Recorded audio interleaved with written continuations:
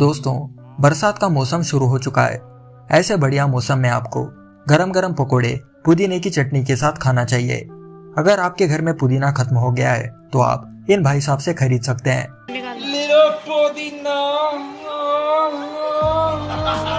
अगर आप चाय पीना चाहते हैं तो आप इन महोदय से चाय पी सकते हैं।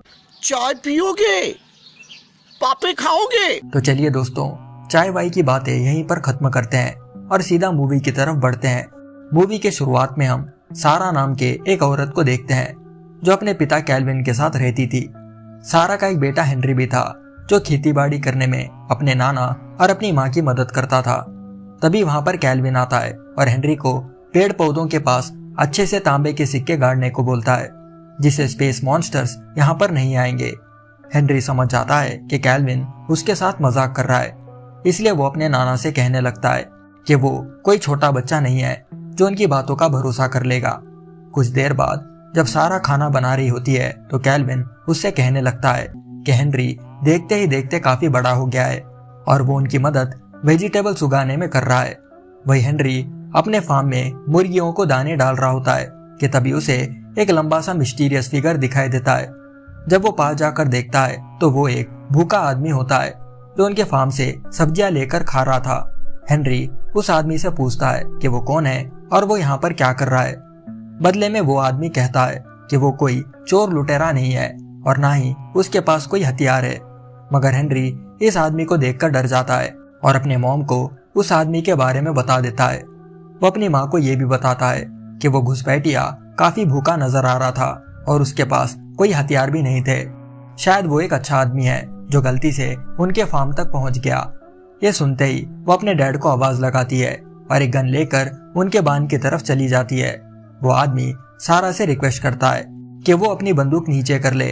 तभी सारा लाइट्स ऑन कर देती है और वहां के लाइट्स को देख वो आदमी सारा से पूछता है कि क्या वो एक जादूगर है और उसने यहाँ पर रोशनी कैसे लाई। वो आगे सारा से कहता है कि उसके सर पर चोट लगी है, शायद इसलिए उसे कुछ याद नहीं। वो अब सारा से रिक्वेस्ट करता है कि वो उसके हस्बैंड से बात करना चाहता है। बदले में हेनरी कहता है कि उसके पापा काफी समय पहले गुजर गए। अब सारा उस आदमी को वही ठहरने को बोलती है। अगर वो एक भी कदम आगे बढ़ा तो वो उसे गोली मार देगी। आगे सारा और हेनरी कैल्विन के पास जाकर सारी कहानी बताते हैं। सारा अपने डैड से कहती है कि शायद उस आदमी के सर पर चोट लगने से उसकी याददाश्त चली गई है और उसके पास कोई हथियार भी नहीं है, इसलिए वो एक फर्स्ट एड लेकर उस आदमी के पास जा रही है। कैल्विन सारा को थोड़ा सावधान रहने को बोलता है और वहां के एक ऑफिसर को इसकी खबर दे देने को बोलता है। बदले में सारा और हेनरी कहते हैं कि वो आदमी खतरनाक नहीं है, बल्कि वो तो काफी भूखा था और वो उनके बांध से सब्जियां लेकर खा रहा था, इसलिए उन्हें पुलिस को बुलाने की जरूरत नहीं है। आगे ये तीनों उस आदमी के पास कुछ खाना और फर्स्ट एड लेकर जाते हैं। अब वो आदमी बताने लगता है कि उसका नाम रिप है, मगर उसे अपना लास्ट नेम याद नहीं आ रहा, बल्कि जब से वो होश में आया है उसकी याददाश्त धुंधली धुंधली हो गई है। रिप को ऐसा लगने लगता है कि वो जिस जगह खड़ा है उसे उसने कहीं देखा है, मगर उसे ठीक से याद नहीं आ रहा। ये सुन कैल्विन कहता है कि उनके पड़ोसी का एक बेटा था जो आर्मी में था, शायद रिप वही आदमी होगा। पूछने पर रिप भी बताता है कि वो भी एक मिलिट्री सोल्जर था। तभी वहां उस टाउन का पुलिस ऑफिसर टेड आता है। सारा टेड को भरोसा दिलाती है कि रिप एक डेंजरस आदमी नहीं है, शायद रिप उनके पड़ोसी का बेटा है और उसकी याददाश्त चली गई है। रिप भी वहां पर आ जाता है और टेड को भरोसा दिलाता है कि वो कोई चोर लुटेरा नहीं है। सारा रिप से कहती है कि टेड एक पुलिस ऑफिसर है और वो उसकी पहचान ढूंढने में उसकी मदद कर सकता है। रिप टेड के कार को देखकर उसे पूछने लगता है कि उसकी गाड़ी कैसे चलती है और उसके घोड़े कहाँ पर है जो इस गाड़ी को खींच रहे हैं। टेड मजाक करते हुए कहता है कि वो घोड़े उसके कार के नीचे छुपे हुए हैं। अब टेड रिप को अपनी कार में बिठा देता है और वही सारा टेड से कहने लगती है कि वो रिप का ख्याल रखे। हम यहाँ देख पाते हैं कि टेड सारा को पसंद करता है और उसने सारा को डेट पर भी चलने के लिए इनवाइट किया था, मगर सारा ने उसे कई बार मना कर दिया। टेड सारा से कहता है कि वो रिप के फिंगरप्रिंट्स लेकर उसके डेटाबेस में चेक करेगा, जिससे उन्हें रिप के बारे में पता चल जाएगा। आगे जब टेड और रिप हॉस्पिटल पर पहुंचते हैं तो रिप वहां के एम्बुलेंसेस और गाड़ियों की आवाज सुनकर घबरा जाता है। टेड रिप को शांत कराता है और वहां के एक डॉक्टर से मिलवाता है। डॉक्टर टेड को बताती है कि रिप के सर पर कोई चोट नहीं है, मगर उसे चीजें याद करने में थोड़ी दिक्कत हो रही है। बदले में टेड भी कहता है कि उसने अपने रिकॉर्ड्स में रिप के फिंगरप्रिंट्स डालकर चेक किया, मगर रिकॉर्ड्स में भी रिप के बारे में कोई जानकारी नहीं मिली। अब डॉक्टर टेड से कहती है कि उसे रिप को आज रात यहीं पर रहने देना होगा ताकि वो लोग उसे ऑब्जर्वेशन में रख सके। अगली सुबह जब सारा फार्म में होती है तो वहां पर रिप आ जाता है। रिप को वहां देख सारा एकदम से डर जाती है। रिप कहने लगता है कि वो उनके यहाँ पर काम करके उनकी मदद करना चाहता है क्योंकि उन लोगों ने उसे खाना वगैरह खिलाया। सारा रिप से पूछती है कि उसकी अब तबीयत कैसी है। बदले में रिप कहता है कि वो पहले से काफी अच्छा महसूस कर रहा है। आगे कैल्विन रिप को गाय से दूध निकालने के लिए ले जाता है, मगर उसे मिल्किंग मशीन चलानी नहीं आती थी, इसलिए वो अपने हाथों से ही दूध निकालने लगता है। अब रिप सारा से कहता है कि अगर उनके फार्म में कुछ काम वगैरह है तो वो उसे बता सकते हैं, मगर जब तक सारा उसका जवाब देती वहां पर टेड आ जाता है।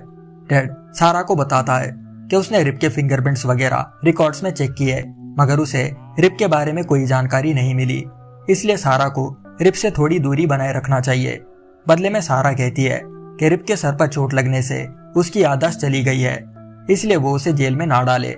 बदले में टेड कहता है कि अगर उसने रिप के ऊपर कोई कंप्लेन कर दी कि वो उनके घर में घुस आया था तो वो उसे ट्रेसपासिंग के केस में जेल के अंदर डाल देगा, मगर सारा कंप्लेन देने से मना कर देती है और कहती है कि रिप थोड़े दिन उनके यहाँ पर रुक सकता है। वही टेड को लगने लगता है कि रिप कोई कॉनमैन है जो सीधे साधे लोगों को टारगेट करके उनसे पैसे वगैरह चुराता है।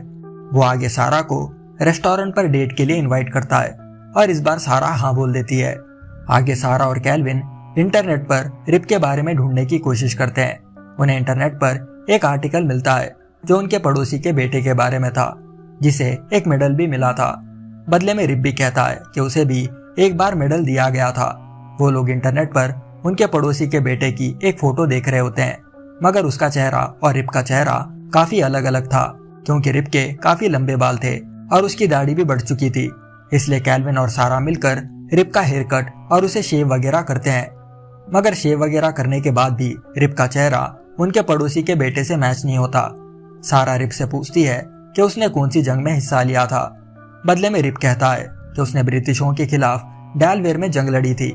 तभी वहां कैल्विन का दोस्त वेलन आ जाता है और रिप के सामने बड़ा चढ़ाकर बातें करने लगता है, ये कहते हुए कि वो भी उसी दौर का आदमी है जब ये जंग हो रही थी। वो बातों बातों में इस जंग के ऊपर नेगेटिव कमेंट्स करता है, जिसे सुन रिप को बहुत गुस्सा आता है। मामले को गर्म होता देख सारा और कैल्विन रिप को लेकर वहां से निकल जाते हैं। कुछ समय बाद रिप फार्म में काम करने के लिए चले जाता है और यहाँ कैल्विन सारा से कहने लगता है कि उन्हें रिप को उनके पास काम करने के लिए रख लेना चाहिए। सारा कहती है कि ऐसा करना ठीक नहीं है और वो लोग उसके मजबूरी का फायदा नहीं उठा सकते। फिर भी जब कैल्विन और सारा रिप से इसके बारे में पूछते हैं तो वो यहीं रहकर उनके पास काम करने के लिए मान जाता है। आगे जब सारा और कैल्विन रिप को उनके फार्म हैंड हाउस पर ले जाते हैं तो रिप कहने लगता है कि ये घर तो उसका है। जब वो घर के अंदर जाता है तो अंदर की चीजें काफी बदली बदली होती है। रिप कहता है कि उसने यहाँ के लकड़ियों पर अपने मार्किंग्स लिखे थे। ये सब देख उसे अपनी याददाश्त वापस आने लगती है और वो कैल्विन और सारा से कहता है कि उसका नाम रिप वैन विंकल है और वो 1758 में पैदा हुआ था। ये सुन कैल्विन और सारा कहते हैं कि आज के समय साल 2022 चल रहा है, भला वो इतने लंबे समय से कैसे जिंदा है। ये सुनते ही रिप बेहोश हो जाता है। जब उसे होश आता है तो कैल्विन उसे रिप वैन विंकल नाम की एक बुक दिखाता है जिसकी कहानी रिप के कहानी से मैच हो रही थी। रिप कहता है कि ये कोई कहानी नहीं है बल्कि उसके डैड की स्टोरी है। रिप के डैड कोई काम वगैरह नहीं करते थे जिसकी वजह से उसकी माँ पागल हो गई, इसलिए वो आज भी अपने डैड से बहुत नफरत करता है। जब वो 17 साल का था तो उसने आर्मी ज्वाइन कर ली और अमेरिका के लिए जंग लड़ी। उस जंग में कई सारे सोल्जर्स मारे गए मगर वो किसी तरह बच गया। जैसे समय बीतता गया उसकी माँ चल बसी और उसकी बहन की शादी हो गई। तब से वो एक अकेली और तन्हा जिंदगी गुजार रहा है। मगर कुछ समय बाद उसके डैड अचानक से वापस आ गए जो इतने सालों से लापता थे। उन्होंने वहां के लोगों को एक रहस्यमयी गुफा के बारे में बताया जिसमें जाने से वो 20 साल गायब हो गए थे। पर रिप उसके डैड के बातों का जरा भी भरोसा नहीं करता था, बल्कि उसने अपने डैड के बातों को गलत साबित करने के लिए जंगल में भी चले गया, जहां उसे वैसी ही गुफा नजर आई जो उसके डैड ने बताई थी। तभी वहां पर बारिश होने लगी और वो गुफा के अंदर चले गया। फिर वो बेहोश हो गया और जब उसे होश आया तो वो काफी भूखा था। जब वो केव से बाहर निकला तो बाहर की चीजें काफी बदली बदली थी। फिर उसकी मुलाकात हेनरी से हुई। इन सब बातों को सुनकर सारा, हेनरी और केल्विन को रिप के बातों पर भरोसा नहीं होता। अगली सुबह सारा टेड से मिलने जाती है, जो उसे रिप पर केस दर्ज करने को बोलता है ताकि वो उसे अरेस्ट करके जेल में डाल सके। बदले में सारा कहती है कि रिप काफी अच्छा आदमी है और उसके साथ ये सब करना गलत है। वही हेनरी को उसके स्कूल के बच्चे बुली कर रहे होते हैं। ये बात वो रिप को बताता है। रिप कहता है कि सब लोग एक जैसे नहीं होते, बल्कि दुनिया में बुरे लोग भी होते हैं, मगर उसे घबराने की जरूरत नहीं। वो उसे ट्रेनिंग देगा जिससे वो खुद की रक्षा कर पाएगा। ये सब सुन हेनरी वापस खुश हो जाता है और रिप को थैंक्स बोलता है। आगे रिप वहाँ के मार्केट में काम करने लगता है, जिसे देख वहाँ की कई सारी औरतें सिर्फ रिप को देखने के लिए उससे सब्जियां खरीदने लगती है। यहाँ हम देख पाते हैं कि रिप अब धीरे धीरे वहाँ के माहौल में ढल रहा है। शाम के वक्त सारा और रिप पॉर्च पर बैठकर बात करने लगते हैं। सारा रिप को अपने फोन पर एक गेम दिखाती है। रिप कहता है कि उसके टाइमलाइन में वो पत्ते और लकड़ियों के साथ खेलता था। वो उसे एक खिलौना भी बनाकर दिखाता है, जिसे देख सारा काफी इम्प्रेस हो जाती है। अब सारा और रिप एक दूसरे के करीब आने लगते हैं और रिप भी हेनरी को कॉम्बैट स्किल सिखाने लगता है। आगे सारा रिप को लेकर न्यूयॉर्क पहुंचती है। रिप वहां के बड़े बिल्डिंग्स और स्काईस्क्रेपर्स देखकर एकदम से दंग रह जाता है। आगे सारा रिप को लेकर एक डॉक्टर के पास जाती है, जहां एक्सरे में उन्हें एक मेटल की चीज दिखाई देती है। ऑपरेशन करने के बाद उन्हें रिप के बॉडी में एक बुलेट मिलती है, जो ईयर 1820 की थी। कुछ समय बाद रिप और सारा शहर की सैर करने निकल पड़ते हैं, जहां सारा रिप को बताने लगती है कि उसे खेती बाड़ी करना बहुत अच्छा लगता है और वो हमेशा से ये काम करना चाहती थी। वही रिप भी कहने लगता है कि उनके सोल्जर्स की मौत खाली नहीं गई, बल्कि आज अमेरिका एक बहुत ही डेवलप्ड और पावरफुल कंट्री बन चुका है। अगले सीन में रिप और सारा उसी डॉक्टर से मिलने जाते हैं, मगर उस डॉक्टर को रिप का केस कुछ समझ नहीं आता। इसलिए वो कहने लगती है कि शायद रिप सच में टाइम ट्रेवल करके यहाँ पर आया है। वो उन्हें उसके एक दोस्त डॉक्टर सिल्वर के पास भेजती है, जिसे क्वांटम मैकेनिक्स और क्वांटम फिजिक्स के बारे में बहुत कुछ पता था। डॉक्टर सिल्वर कहता है कि रिप जिस गुफा में गया था, शायद वहाँ के तूफान और थंडरस्टॉर्म्स की वजह से वो टाइम ट्रेवल करके यहाँ पर पहुंच गया। वो उन्हें ये भी बताता है कि बिजलियों की वजह से और उस गुफा में मौजूद पार्टिकल्स की वजह से एक वार्म होल बन गया होगा। अगर रिप को वापस अपने टाइमलाइन में जाना है तो उसे उसी गुफा में वापस जाना होगा। आगे रिप सारा को उसकी मदद करने के लिए और उसका देखभाल करने के लिए थैंक्स बोलता है। वो उसे ये भी बोलता है कि वो यहीं उनके पास सेटल होने की सोच रहा है और वो उनके फार्म पर काम करेगा। जब सारा और रिप वापस अपने घर पर पहुंचते हैं तो टेड सारा को रिप को उनके घर से निकाल देने को बोलता है और कहता है कि वो एक कॉनमैन है। ये सुन सारा को बहुत बुरा लगता है और वो उसे वहां से चले जाने को बोलती है। वहां से जाने से पहले टेड कहता है कि उनकी मुलाकात आगे होने वाले टाउन फेस्टिवल में होगी। आगे टाउन फेस्टिवल में रिप और सारा डांस करने लगते हैं और सारा धीरे धीरे रिप की तरफ आकर्षित होने लगती है। जब रिप और सारा घर पहुंचते हैं तो ये दोनों इंटीमेट होने लगते हैं और टेड ये सब बाहर से देख लेता है। वो आगे रिप से मिलता है और उसे धमकाता है, ये कहते हुए कि उसे अपने टाइमलाइन में वापस चले जाना चाहिए, क्योंकि यहाँ पर उसका कोई काम नहीं है और सारा भी अपने लाइफ में मूव ऑन करेगी। वो उसे ये भी बताता है कि वो सारा से बहुत प्यार करता है और रिप उन दोनों के बीच में आ रहा है। ये सुन रिप को गुस्सा आता है और वो उसे वहां से चले जाने को बोलता है। अगली सुबह रिप को न्यूज से पता चलता है कि वहां पर जोरदार तूफान आने वाला है, इसलिए वो किसी को बताए बिना ही उस गुफा की ओर निकल पड़ता है ताकि वो वापस अपने टाइमलाइन में जा सके। सारा जब घर पहुंचती है तो वो रिप के लेटर को देखकर एकदम भावुक हो जाती है, क्योंकि रिप उन्हें हमेशा के लिए छोड़कर जा रहा था। वो अब ठान लेती है कि वो उस गुफा के पास जाकर रिप को वापस जाने से रोकेगी, मगर जंगल में जाते समय काफी तेज बारिश होने लगती है। ये देख सारा अकेले ही उस गुफा की ओर भागती है और रिप को वापस जाने से रोकती है। अब रिप अपने घुटनों पर बैठ सारा को प्रपोज करता है, मगर सारा कहती है कि पहले वो दोनों डेट पर जाएंगे, फिर शादी के बारे में सोचेंगे।